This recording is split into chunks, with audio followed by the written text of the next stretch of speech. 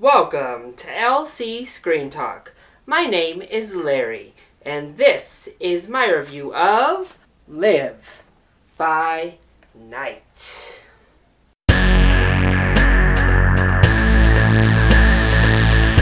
So Ben Affleck is back in the director's chair, and after The Town and Argo, it's fair to say most people have high expectations when Ben Affleck not only directs, but also stars in his own films.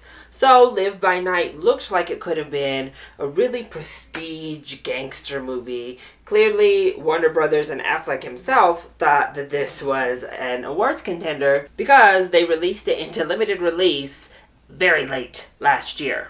Unfortunately, that hasn't really materialized, as this has been completely overlooked throughout the entirety of awards season.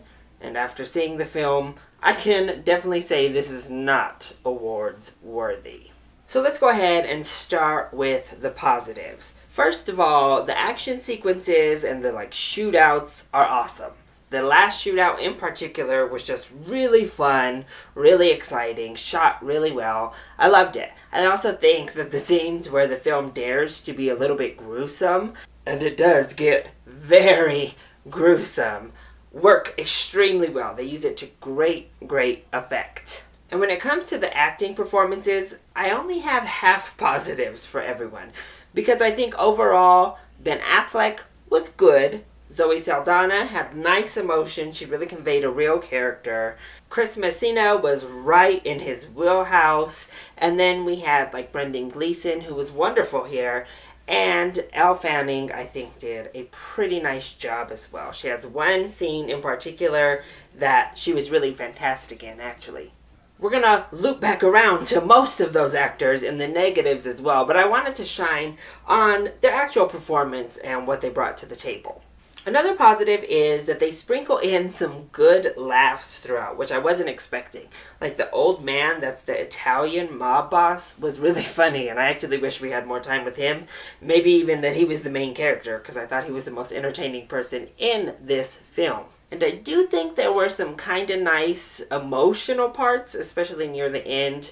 But if you can kind of just turn all of your brain off and enjoy the shootout scenes, and if you like generic mob movies, I think you'll be semi-satisfied with this film because it doesn't offer anything original. It's nothing we haven't seen already, and that's going to lead us right into the negatives here. So let's go ahead and get those actors out of the way. The accents in this movie are terrible. Really bad. Ben Affleck, to start, just kept going in and out of his accent. It wasn't really discernible. He would randomly pronounce hard R's, and then he would do Boston R's, and then he tried a little bit of Irish flair. It was all over the place, and I didn't really like it. I wish he would have just ditched it all together, to be honest. Then we had Sienna Miller, who just laid that Irish accent on so thick. Same thing with Zoe Saldana and her Cuban accent. They were all just so much to take in that it felt like a bunch of caricatures just running around pretending to be Cuban, pretending to be Irish, pretending to be Italian, and it just came across really cheesy with those thick, ridiculous accents. Also, the script is a mess. There are so many characters and storylines that the story ditches and then tries to pick back up way later.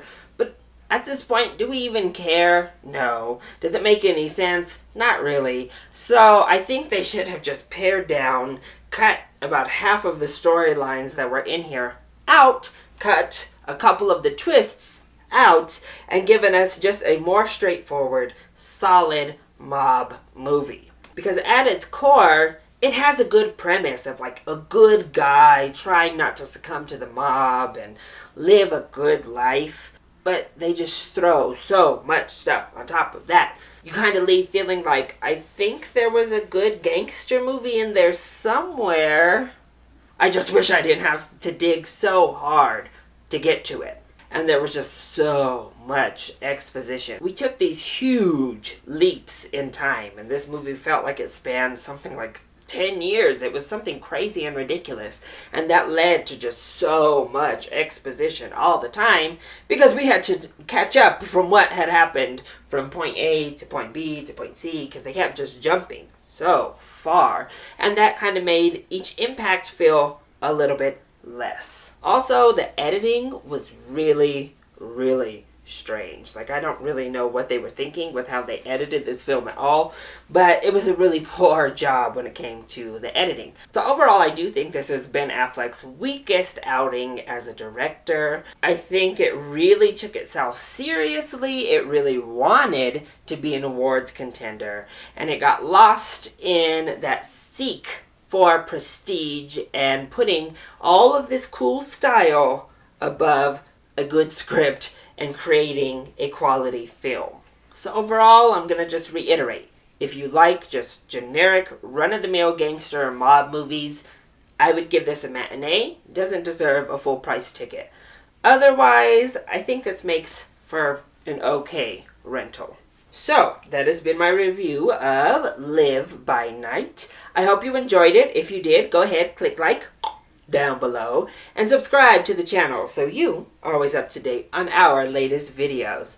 Also, join in on the discussion. Are you excited to see Live by Night? And what is your favorite Ben Affleck directed film? Let me know either in the comment section down below or hit me up on Twitter. I love you all so much for your support. Mwah! Thank you for watching, and I'll see you next time. Bye!